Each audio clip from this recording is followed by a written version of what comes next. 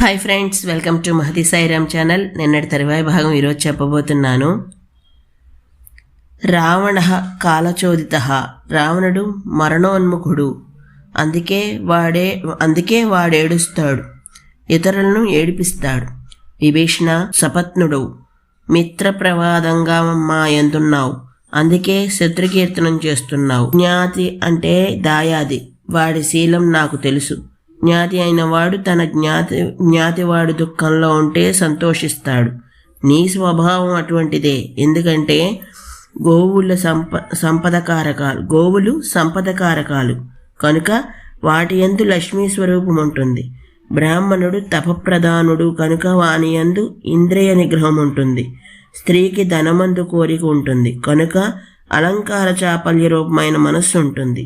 జ్ఞాతికి సంపద్విభాగ రూపమైన భేదం ఉంటుంది. దానివలన మనస్సు ద్వేషాన్ని పొందుతుంది. తన ద్వేషం ఎదుటివాని యందు ప్రతిఫలించి భయాన్ని కలిగిస్తుంది. కనుక విభీషణ, నీకిది తగదురా. ఐశ్వర్యం చేత, అభిజాత్యం అంటే ఉన్నత వంశగౌరవం చేత మనం అత్యున్నత స్థితిలో ఉన్నాం. అందుకని నీకిది తగదు. ఇక్కడ రావణుడు అనార్యుల విషయాన్ని నిందారూపంగా ప్రస్తావిస్తాడు. అనార్యుడంటే ఆర్యుడు కానివాడు. రావణుని దృష్టిలో ఆర్యుడంటే పూజింపదగినవాడు, సహృదయం కలవాడు, ఆశ్రయింపదగినవాడు. ఈ లక్షణాలు లేనివాడు అనార్యుడు, దుర్మార్గుడు. అంతేకాని ఎవడో చరిత్రకారుడు చెప్పినట్లు ద్రవిడుడు కాదు. ఈ ఆర్య ద్రవిడ భేదం దుష్ట సంకల్పంలో నుండి వచ్చింది, కానీ చారిత్రక సత్యంగా మాత్రం రాలేదు. సరే, ఇక్కడ రావణుడు 4 విషయాలు చెబుతున్నాడు. అనార్యులున్నారే, వాళ్ళు ఆర్యులతో కలిసినట్లుంటారు, కానీ అది తమ అవసరం తీరే వరకు మాత్రమే. వాళ్ళని ఆశ్రయిస్తారు, వాళ్లతోనే తిరుగుతారు, వాళ్ల వలన రక్షణ పొందుతారు, కానీ మనసు విప్పి వాళ్లతో కలియరు. ఎలా? తామరాకు మీద నీటిబొట్టు అనార్య స్వరూపం. అది తన నిలకడను స్థానమైన తామరాకు మీదే ఉంటుంది, కానీ అంటదు. ఏదైనా అవకాశం వస్తే జారిపోవడానికి వీలుగా ప్రవర్తిస్తూ ఉంటుంది. ఈవేళ ప్రతి రాజకీయ నాయకుడు అంతే. ఎవడికి మాతృ వ్యవస్థ అనే భావం లేదు. వేదాంతల ఉపమానం సంసారాల యందు ఎలా ప్రవర్తిస్తుందో చూడండి. విభీషణ, నువ్వు అనార్యుడివి. ఈవేళ ఎవనివైపో మరలా అనుకుంటున్నావు.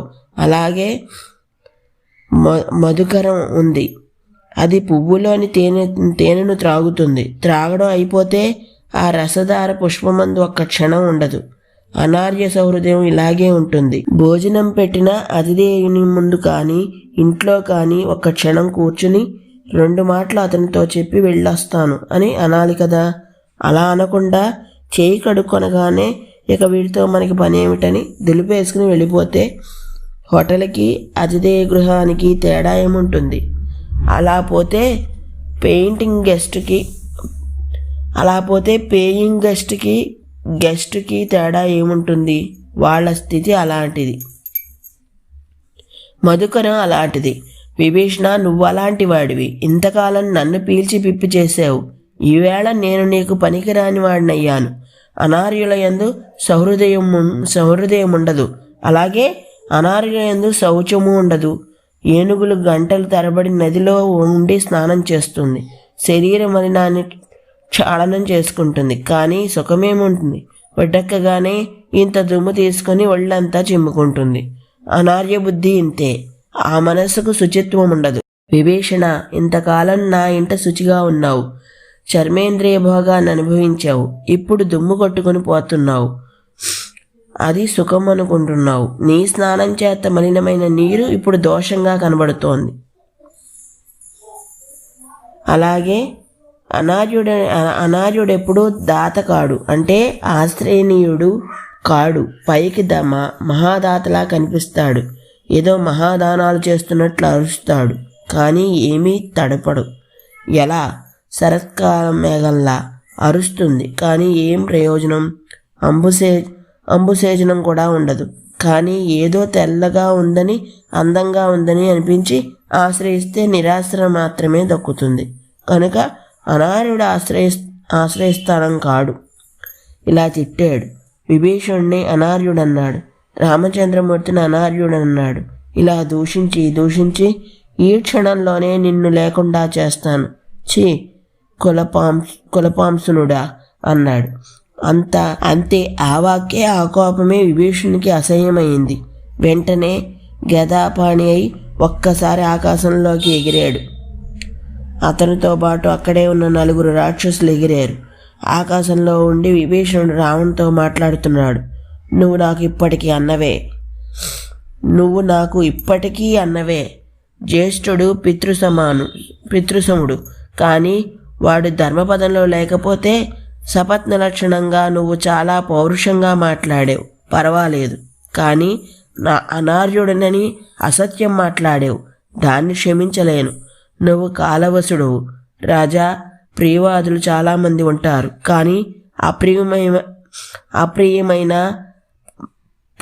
పథ్యాన్ని అంటే హితాన్ని చెప్పేవాళ్ళు దొరకరు. అలాగే హితం చెబుదామంటే వినేవాడు దొరకడు. నీతో ఉన్న వాళ్ళందరూ కాలాభిపన్నులు. ప్రవాహానికి ఇసుక వంతెనలా కూలిపోతారు. దాన్ని పాటించు, మరణాన్ని జయించు. రాక్షసుల్ని, ఈ పట్టణాన్ని రక్షించుకో. శుభం, వెళ్ళి వస్తాను. నేను వెడితే సుఖంగా ఉంటుంది అని అనుకుంటే నన్ను విడిచి సుఖంగా ఉండు అన్నాడు. బయలుదేరాడు. ఆ క్షణంలోనే విభీషణుడు శ్రీరాముడు తమ్మునితో ఉన్న చోటికి వచ్చాడు. మేరు శిఖరంలా ఉన్నాడు, మెరుపులా ఉన్నాడు, ఆకాశంలో ఉన్నాడు. భూమి మీద ఉన్న వానరులను చూశారు. సుగ్రీవుడు చూశాడు. 4 కలిసి ఉన్నాడు.